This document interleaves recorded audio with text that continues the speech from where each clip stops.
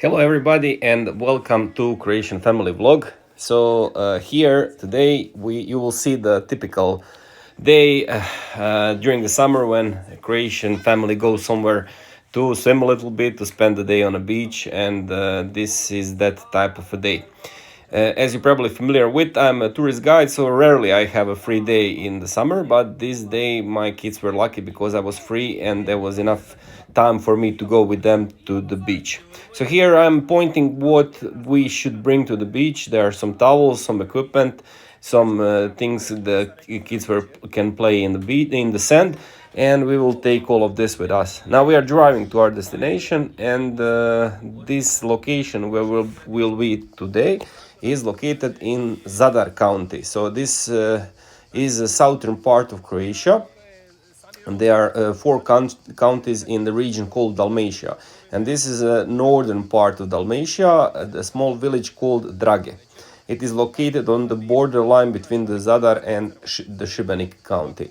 So this place is really popular because there is not too much people here, so it is far away from Šibenik or from Zadar, so where the larger cities are, and you need to drive a little bit to come here. And it's a really beautiful beach here, which is under the large camping site. So it's really easy to find a spot here on the beach, and you can do different things here, but mostly this is for the people who would like to find a little bit of solitude.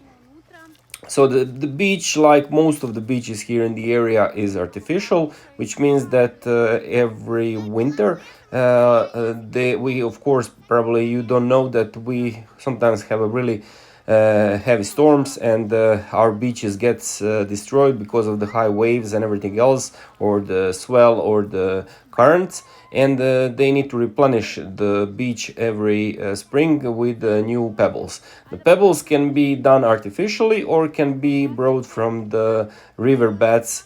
So you have this like round pebbles, which are really nice if you want to put a towel on and sit on the beach. In Croatia, the sea is usually crystal clear, and you can see here on these images that it's a really special place. So here I'm walking around because I have another plan today. So I had idea to go and find the bobbit worm. So this kind of worm is used for fishing, because I promised to one of my friends that a few days later than this video is filmed, that we will go together and have to catch some fish. And the best bait for the fish in the area is the bobbit worm. That is like a 2 meter long worm usually, which can be found in these coves like this one. Although this place is there is too much sand, or the pebbles in the water, so it blocks the normal environment, and it's maybe not the best place to find them. So I will explain to them a little bit later in the video. So here you can see the kids playing on the beach. This quite a usual sight, because of course kids like to spend a lot of time on the beaches. Of course you have to protect your child from the sun, because sometimes in the middle of the summer the temperature can go up to 40 degrees Celsius. You now can see some of the things we brought with us. So there is a mask, these pedals, and on the day like this, usually the kids can stay really long in the sea. Here my daughter is showing one of the sea snails. So this is a type of the shell which you can find easily in the shallow water. This one lives on the place where is a tidal movement, so sometimes it is outside of the water and sometimes is buried under the water. When you go to the beach, usually you bring something with you. So here we brought some thing made of cheese. So here I'm back, and I'm trying to explain that I couldn't find a bobbit worm here. So sometimes it's really hard to find them. And now I will show you how they can be caught. So it is something similar to a mouse trap, but of course it's used underwater. And it has doors on the front, and you put a bait on the end. You see, now the doors are open, and on the end there is this like hidden doors. When the bobbitt worm has this teeth in front, which looks like one from the parrot. And when he takes the bait, now this device clicks, and then the doors hold his hand, and this is how you can take it out. Here is the skeleton of the sea urchin, and a lot of kids can find this in the shallow water, so that is like a really usual souvenir the kids are bringing from Croatia. I found some seashells, so now I will show you some typical ones that can be found here. So this is an oyster. The oyster can be found everywhere in the world. This is our type of oyster, so it's sometimes hard to open it because you have to be really precise with a knife. You eat it raw with a little bit of lemon juice. Here is another other type of the seashells. So this is mussels, and these are the cheapest one which you can order in the restaurant. So this one usually are served on 1 kilo. You order 1 kilo, and then maybe that is for 2 people in the restaurant. This is a third type. It is one which is also mussel in Croatian, and this one lives in the deeper water, so that one you need to use a special device to take it from the rock because it anchors itself really strong. Also, I pointed that the sea snail, which is really famous because a long time ago, 2000 years ago, when the Romans were here, they were using the black, not the black, but the blue color, which is inside of him, to make the paintings or some mosaics and things like this. So the blue paint, which was used in the Roman time, they got it from this type of snails. Also, you saw again that the sea urchin, which like now my kids took it, so as I said, a lot of kids are taking this as a souvenir. Now slowly we are moving away from this beach because it's a warm day. Of course you cannot stay there all day long and you have to go home, and for the locals, they don't like to sit all the day on the beach because there is plenty of things to do. So on the way back we stopped on the Šibenik bridge. So this is the bridge which goes across the channel, which is not the river, but the river bed, which long time ago belonged to the river Krka. So the river Krka is from this spot a little bit inland, and approximately 10 kilometers inland, where is brackish water, so the mixture of fresh and salt water.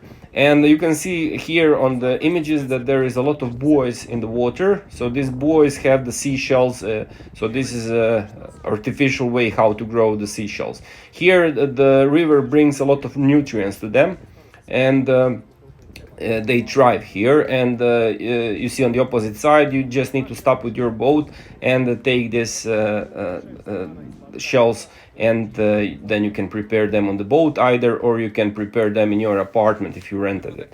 So now we came home, and now I will talk a little bit how you can prepare the seashells. So this third type, which is also, as I said, called mussels in Croatia, first you need to clear all the grass from them, because they are usually on the bottom of the sea, and they are usually covered with grass, and because of this thing, it's really hard to find them. There is, like when you are diving, it makes a movement, so it closes itself, which will be also visible in the video a little bit later. So that is, if you have a keen eye, you can see it on the bottom, that when it moves. And then you have to use that special device made of metal to take them and bring them into the boat. So now I have to clean all of them, and then you put them into this large bowl, and the liquid which is inside the bowl is just the fresh water, because they are really salty, and you have to put a little bit of fresh water, and then the taste is better. I'm also explaining how there are two ways how to prepare seashells, which is most common here in Croatia. So this is the easiest way, because you don't need any of these spices, but you just put them into the bowl, and just you need maybe 10 to 15 minutes, and then you can eat those. Although the most popular way of preparing them is when you are using garlic and onion, you have to cut them in small pieces and then put them into the bottom of this bowl, and then you have to mix it until it becomes yellow, and then you add the seashells, then you add the olive oil, the wine, a little bit of passata, that's like the small pieces of the tomatoes, and also there is a little bit of pepper, parsley, and after maybe 20 minutes this is finished. You can also prepare the other things from the sea on this fashion. So for instance, like the shrimps, this is maybe the most famous recipe for the shrimps, and everybody likes this, especially if you have a bread and eat bread with this. So you can soak the bread in this sauce and eat it together with the seashells or with the shrimps. So now I'm finishing my job. As you can notice, I'm preferring only this third type of the seashells, and my kids don't really like those.